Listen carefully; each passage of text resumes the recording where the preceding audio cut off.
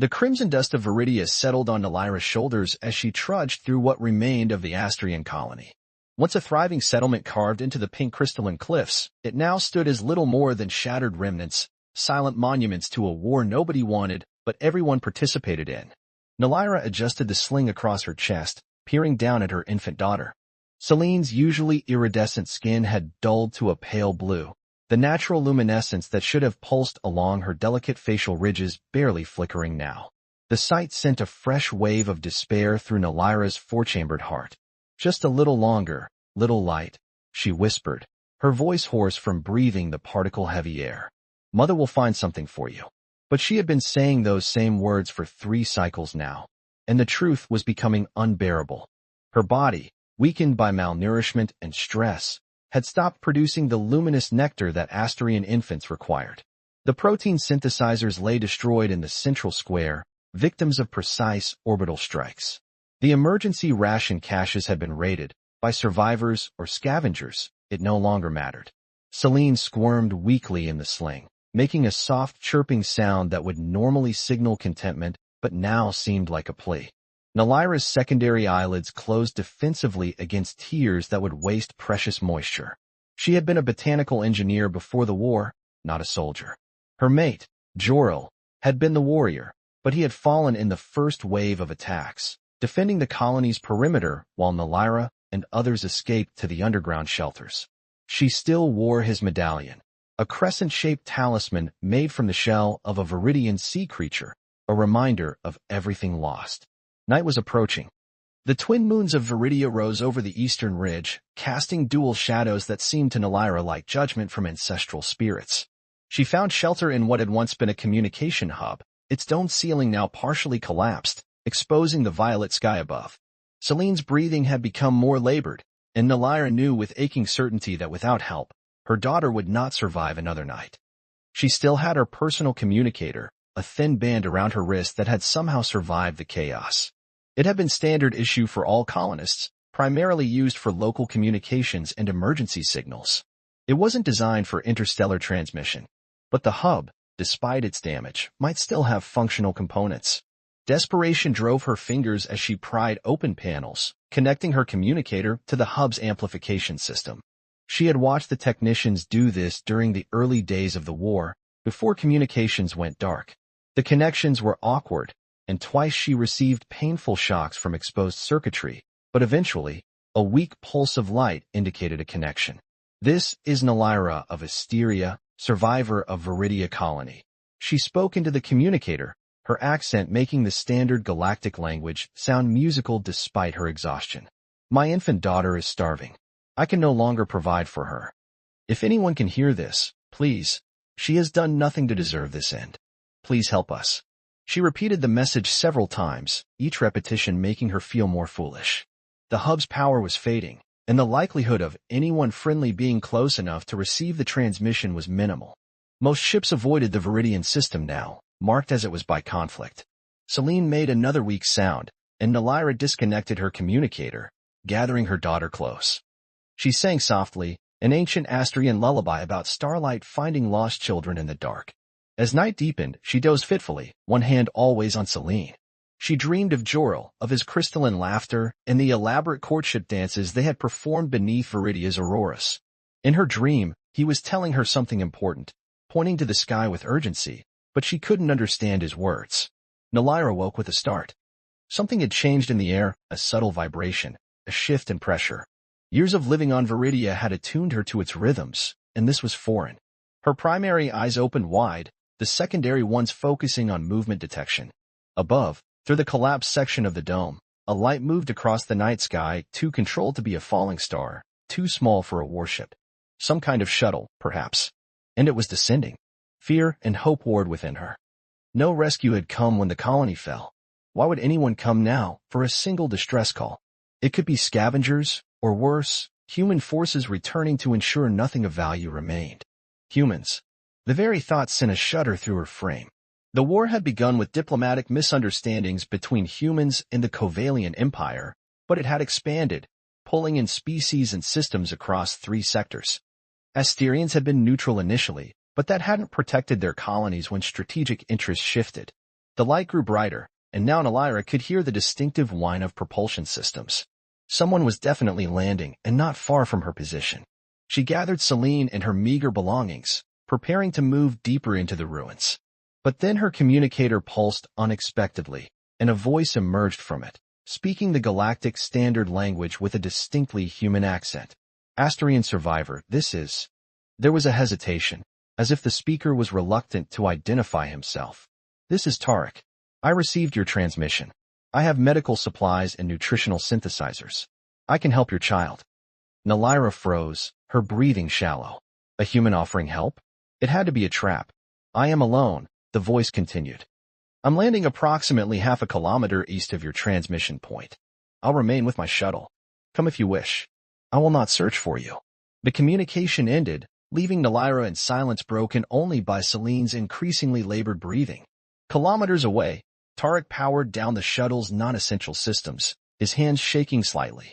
He had deserted his post on Meridian Station, stolen a medical shuttle, and violated at least 12 regulations by responding to an alien distress call. If caught, the penalty would be severe, possibly execution, given the sensitive technologies aboard. He stared at the medical supplies he had hastily packed. Would they even work for an Astrian infant? His knowledge of xenobiology was limited to basic field medicine.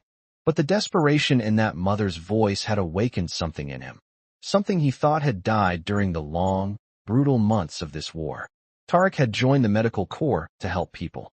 Somewhere along the way, that purpose had been buried under orders, prejudices, and the convenient dehumanization of the enemy. But an infant starving was the same in any language, any species. He prepared a small lamp and placed it outside the shuttle, a beacon in the darkness. Then he sat down to wait, wondering if the Astrian mother would come, or if this act of conscience would simply become the final, futile gesture of his military career. As dawn approached, painting Viridia's sky in shades of deep purple transitioning to amber, Tarek saw a movement at the edge of the clearing. A slender figure, clutching something to its chest, watching from the shadow of a crystalline formation. The Astrian mother had come. Tarek hadn't slept in 36 hours. His hands, usually steady during even the most delicate medical procedures, trembled slightly as he gathered supplies into a portable medkit.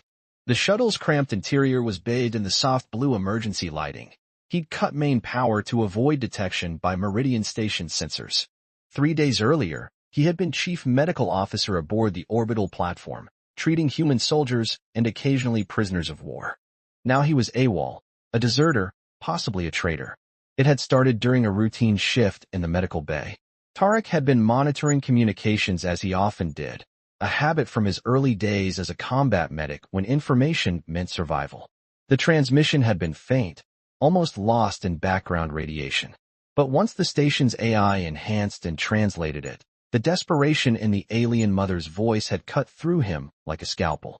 My infant daughter is starving. I can no longer provide for her.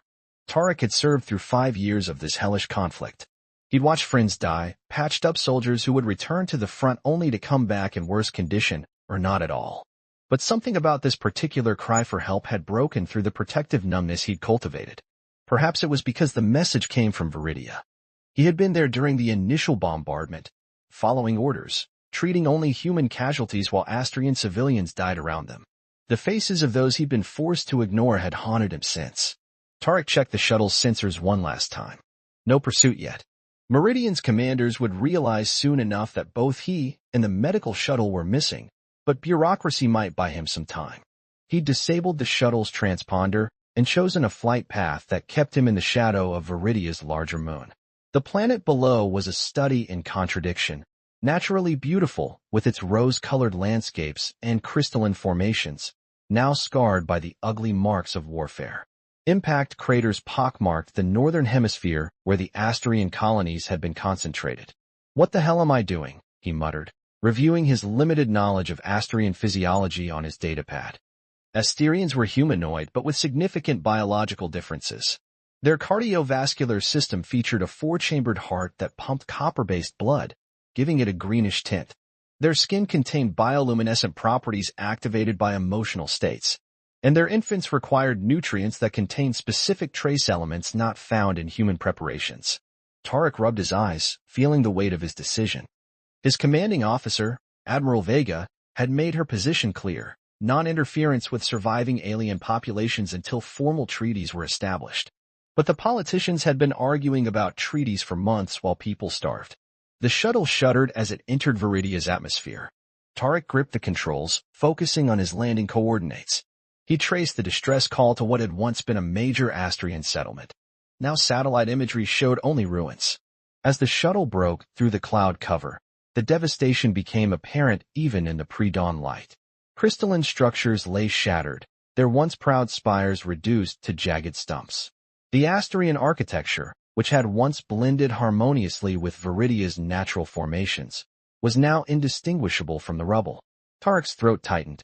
He had seen the aftermath of battles before, but never returned to a site where he had participated in the destruction. His hands had healed, yes, but he had been part of the machine that caused this.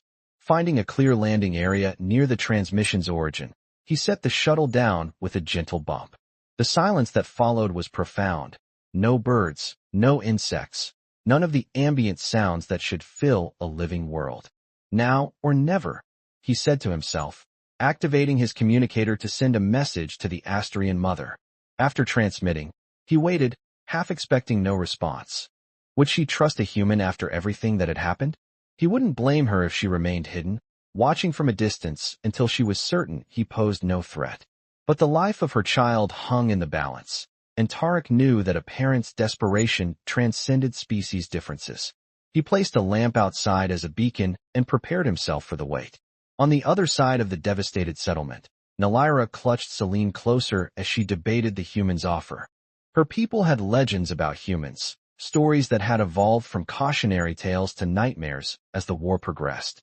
They were described as relentless, cunning, and devoid of the empathic resonance that Asterians valued above all qualities. Yet this human claimed to have brought help specifically for her child.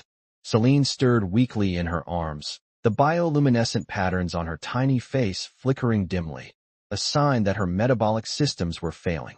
Without proper nutrition, her daughter would not survive another day. What choice did she have?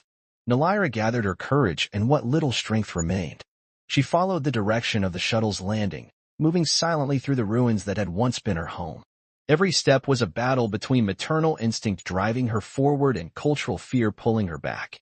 As she approached the landing site, she caught sight of the shuttle, smaller than a military transport, marked with symbols she recognized from captured human medical facilities.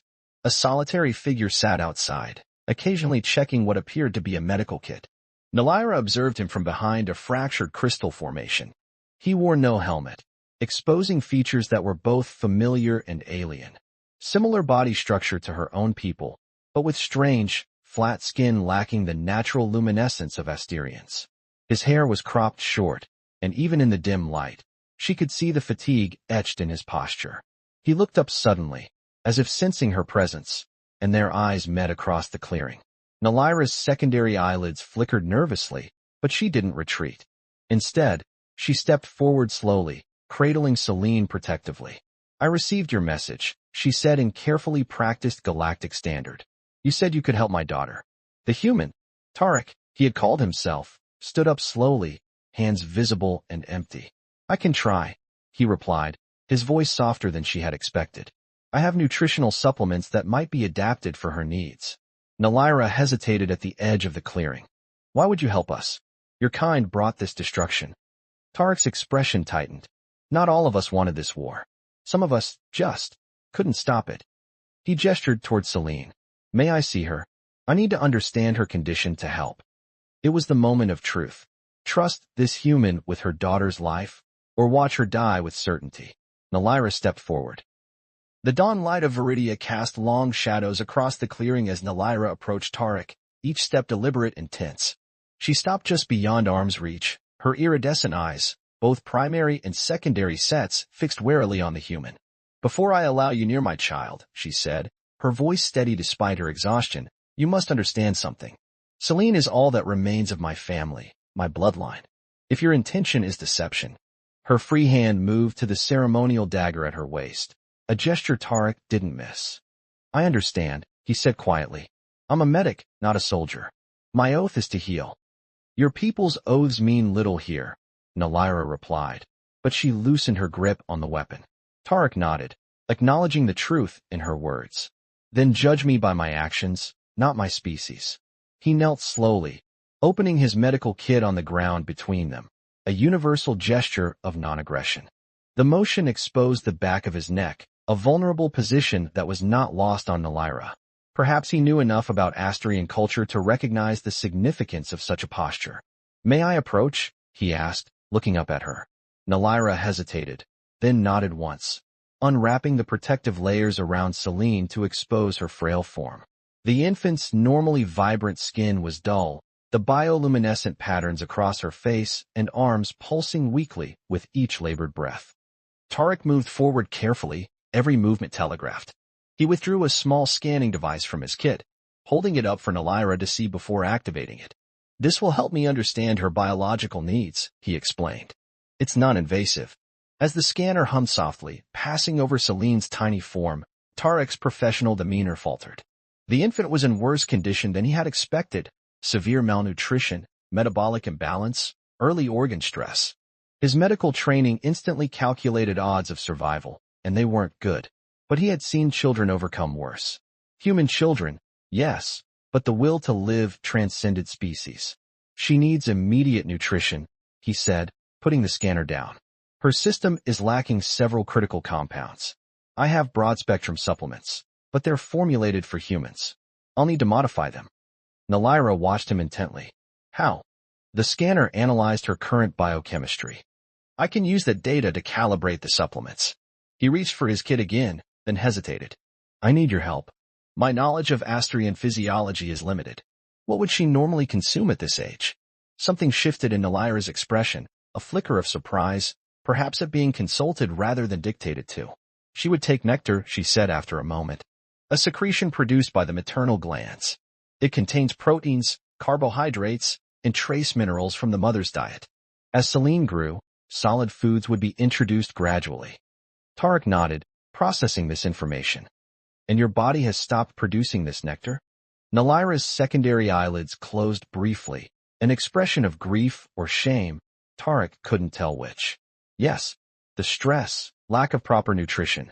My body conserves what little energy remains.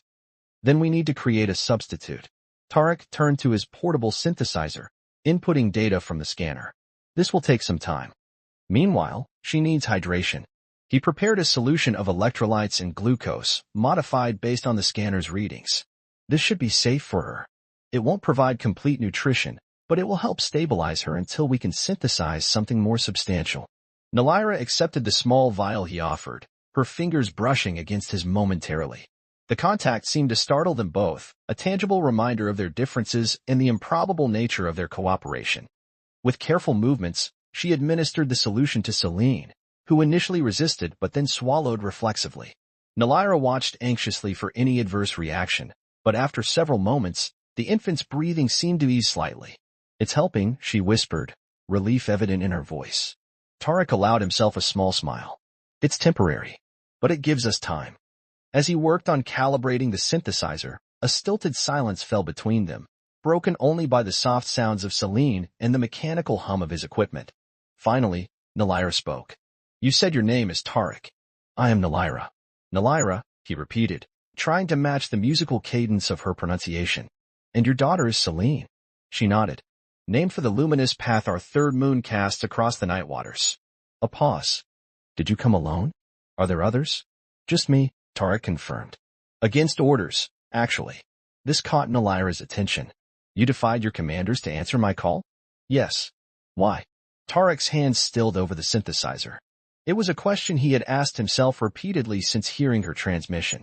Because. He began, then shook his head. Because 5 years ago, I watched a city burn from orbit and did nothing. Because I've spent too long following orders I knew were wrong.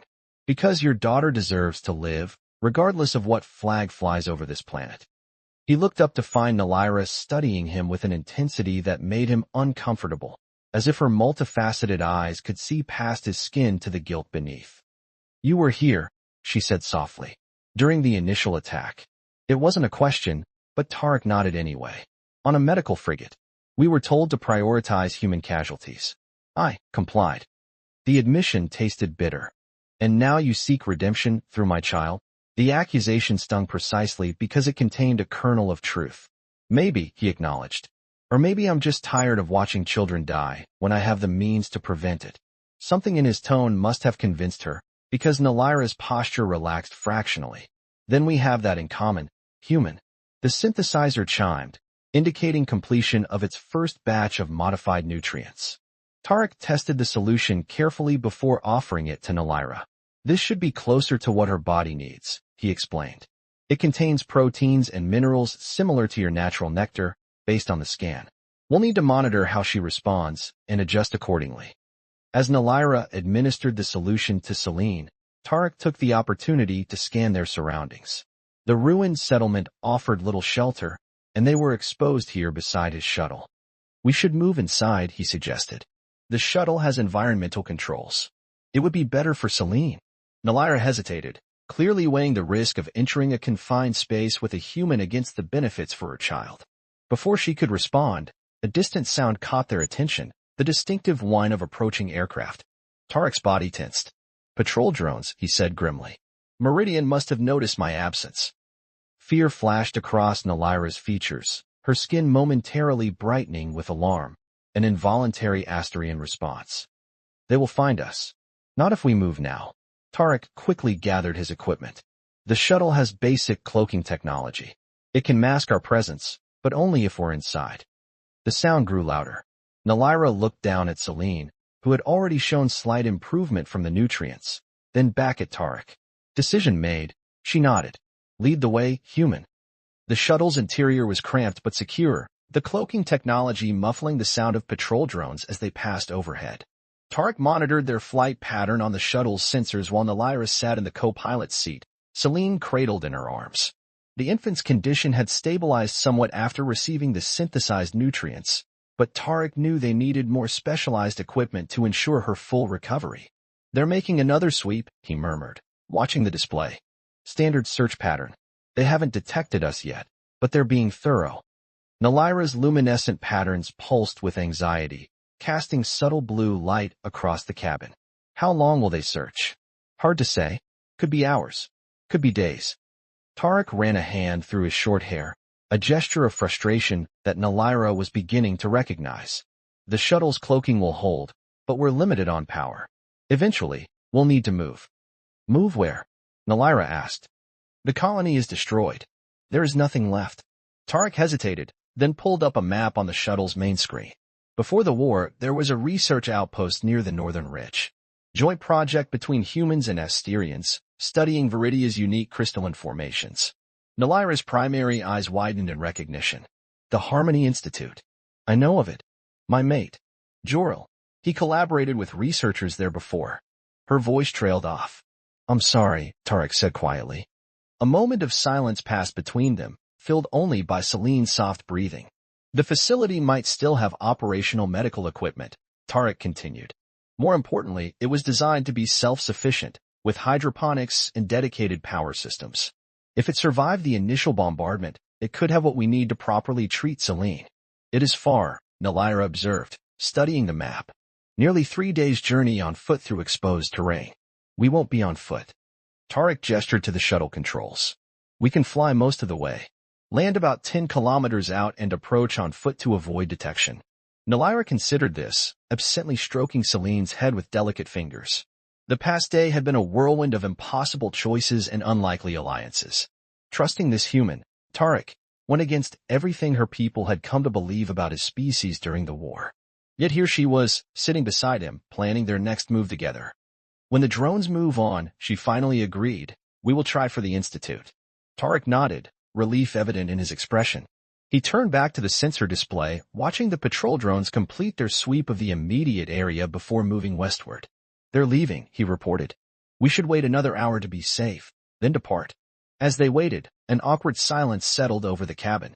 Tarek busied himself with preparing another batch of nutrients for Celine, while Nalira observed him with quiet curiosity. Your medical knowledge, she said eventually. It was meant for humans, yet you adapt it for my daughter. How? Tarek glanced up from his work. Medicine isn't just about memorizing treatments. It's about understanding systems, recognizing patterns. He paused, considering how to explain. All life has certain fundamental needs. The differences are in the details, not the principles. Our peoples have been at war for years, Nalyra pressed. You were never taught to treat us. A shadow crossed Tarek's face. We were taught enough to keep prisoners alive for questioning. Not to heal. Not properly. He adjusted a setting on the synthesizer. But I've always believed medicine should transcend politics. That's not a popular opinion in the military. Nalyra studied him, her secondary eyelids flickering thoughtfully. You are strange for a human. Tarek gave a short, humorless laugh. I've been told that before. It was not meant as criticism. Their eyes met, and something unspoken passed between them, a moment of understanding that neither had expected to find in the other. The moment was broken by the synthesizer's chime. Tarek carefully transferred the completed nutrient solution to a feeding device suitable for Celine's size. Here, he offered. This batch should be more refined than the last. Nalyra accepted it with a grateful nod, administering it to Celine with practiced ease. As the infant fed, her skin began to show hints of its natural luminescence, a promising sign. She improves, Nalyra whispered, hope coloring her voice for the first time since Tarek had met her. She's strong, Tarek observed. Like her mother. The compliment seemed to surprise Nalyra, who looked away quickly. After confirming that the patrol drones had moved beyond sensor range, Tarek powered up the shuttle's essential systems. Ready. Nalyra secured Celine in a makeshift harness fashioned from medical supplies. Yes.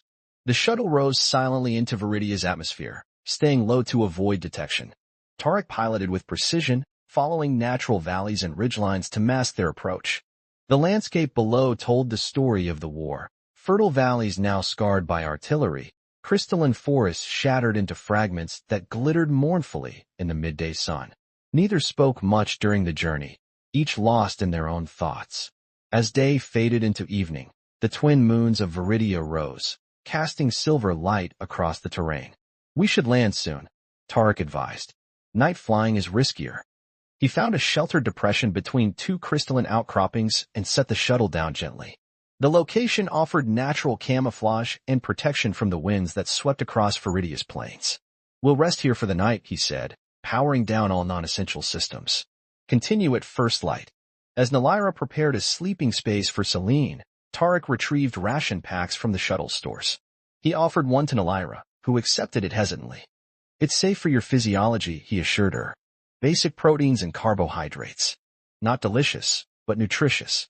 They ate in silence, the confined space of the shuttle making them acutely aware of each other's presence.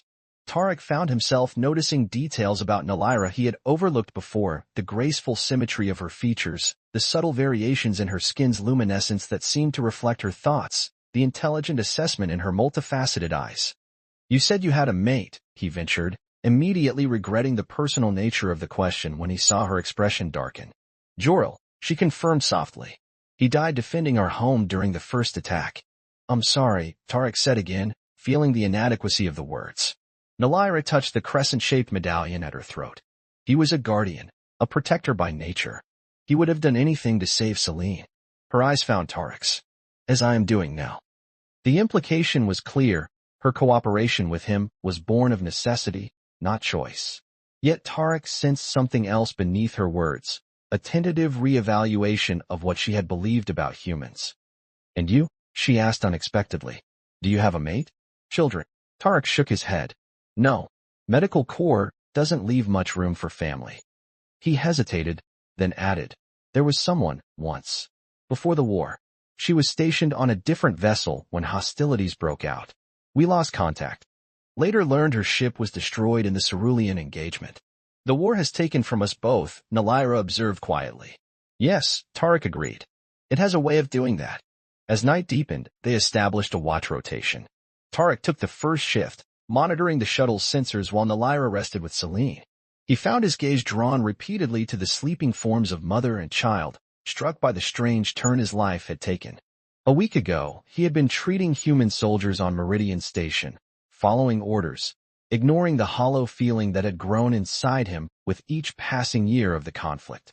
Now he was a deserter, risking his life to help those he had once called enemies. Strangely, he felt more at peace with this choice than anything he had done in years.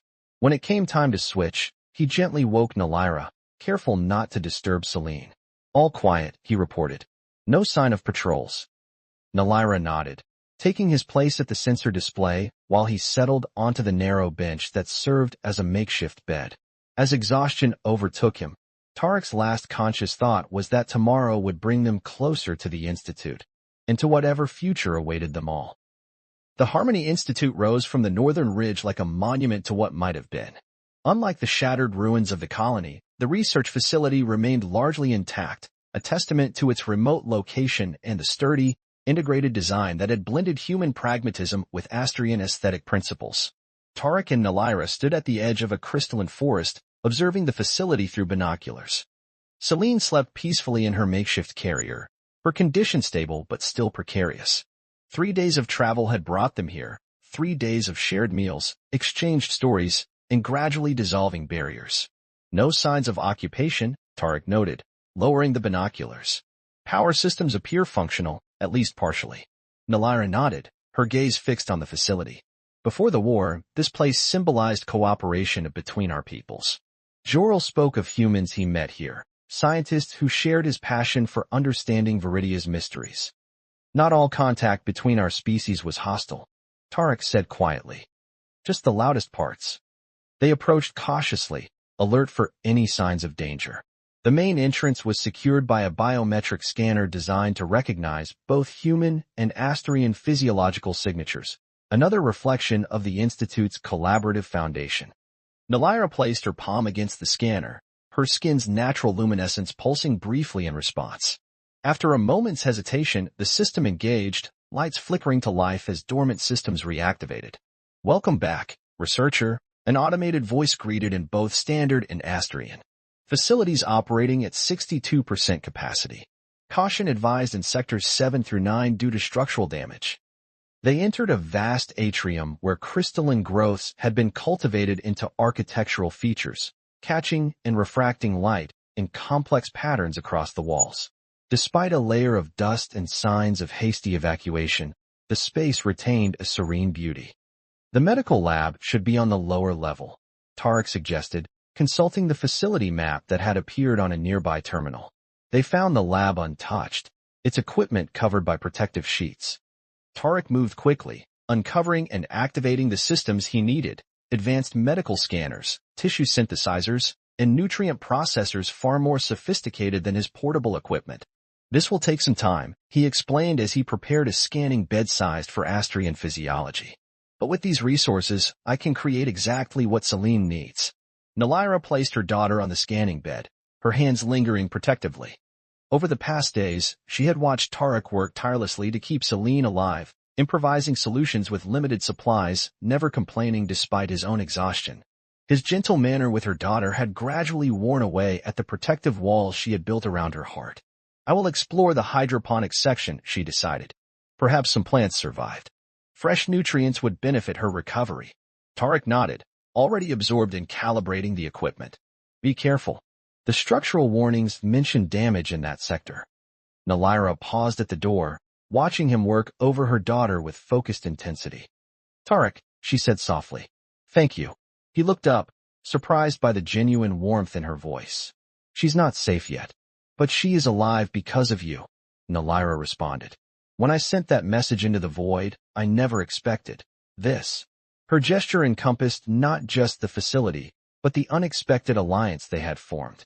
Something passed between them in that moment, an acknowledgement of how far they had traveled, both literally and figuratively, from their first tense meeting among the ruins. While Nalaira explored the facility, Tarek immersed himself in treating Celine. The advanced equipment allowed him to synthesize nutrients perfectly matched to her unique biochemistry. As he worked, he found himself talking softly to the infant, explaining procedures she couldn't possibly understand. Her iridescent eyes tracked his movements, and occasionally her tiny hands would reach toward his face, curious about this strange being so different from her mother. Hours passed in focused work, interrupted only when Nalaira returned with several preserved plant specimens from the hydroponics lab. "These contain compounds similar to what I would normally consume to produce nectar," she explained, placing them beside his workstation. "Perhaps they can be incorporated into her treatment." Tarek analyzed the plants, finding several useful compounds that could indeed enhance the nutritional formula he was developing. Together, they worked to refine the solution, their hands occasionally brushing as they adjusted equipment or passed tools back and forth. Neither acknowledged these moments of contact, but each was acutely aware of them. By evening, Celine's condition had improved dramatically. Her natural luminescence had returned to near normal levels, and she had begun making the chirping sounds that Nalyra explained were signs of contentment in Astrian infants. "She recognizes you now," Nalyra observed as Tarek administered another dose of the refined nutrients. "See how her patterns brighten when you approach? It is a response reserved for those she considers safe." Tarek felt an unexpected warmth at this revelation. "She's remarkable," he said, gently stroking Celine's head. "Resilient. She'll make a full recovery, given time and continued treatment." They had established temporary living quarters in what had once been researchers' accommodations, taking adjacent rooms near the medical lab.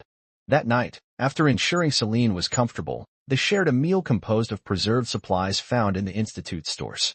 "What happens now?" Nalyra asked, breaking the comfortable silence that had settled between them. "When Celine is fully recovered?" The question hung heavily in the air. Neither had spoken of the future, focusing instead on the immediate goal of saving Celine's life. But that future now loomed before them, unavoidable. "I can't go back," Tarek admitted. "Desertion during wartime carries severe penalties. And you?" He hesitated. "Viridia is no longer safe for Asterians. So we are both without homes," Nalyra concluded softly. "There are options," Tarek suggested after a moment. "The neutral territories. Several colonies have been established where species coexist without interference from the major powers. Endera, Lyra Station. Places where Celine could grow up without the shadow of war." Nalyra's expression grew thoughtful. "You speak as if we would go together." Tarek hadn't realized until that moment that he had indeed been thinking in terms of we rather than you and I. The realization startled him. "I just meant," he began, but was interrupted by the facility's security system. "Proximity alert," the automated voice announced. "Multiple vessels approaching. Identified as human military. ETA 15 minutes. They froze, eyes locked in mutual understanding of what this meant. Someone had tracked them, either by following the shuttle's trail or by monitoring activity at the Institute. "How did they find us?"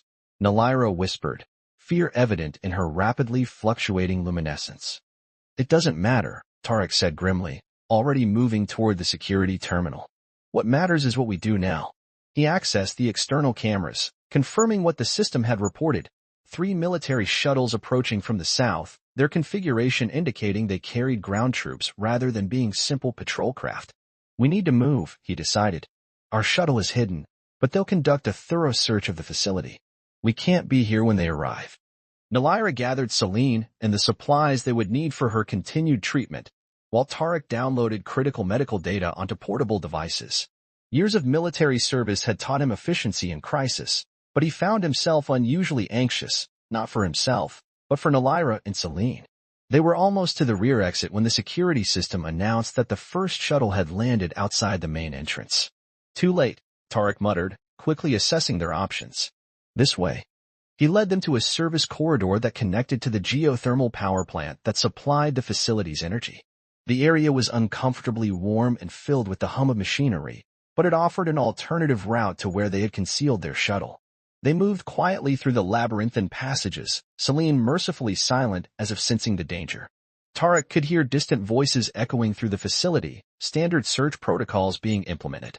They would start at the main entrance and work methodically outward. Almost there, he whispered as they reached a maintenance hatch that would lead them outside near the crystalline forest. Just as he began to open it, footsteps sounded behind them. They turned to find 2 armed soldiers, weapons raised. "Freeze," one ordered. "Hands where I can see them." Tarek slowly raised his hands, positioning himself slightly in front of Nalyra and Celine. He recognized the insignia on their uniforms, Admiral Vega's special security detail. Lieutenant Tarek Marston, the second soldier, identified him. "You are under arrest for desertion, theft of military property, and violation of non-interference protocols. Just let them go," Tarek said evenly. "This is between me and Meridian Command. They've done nothing wrong. All alien survivors are to be processed according to protocol." The first soldier responded mechanically. "Step aside." "No." Tarek's refusal was quiet, but firm.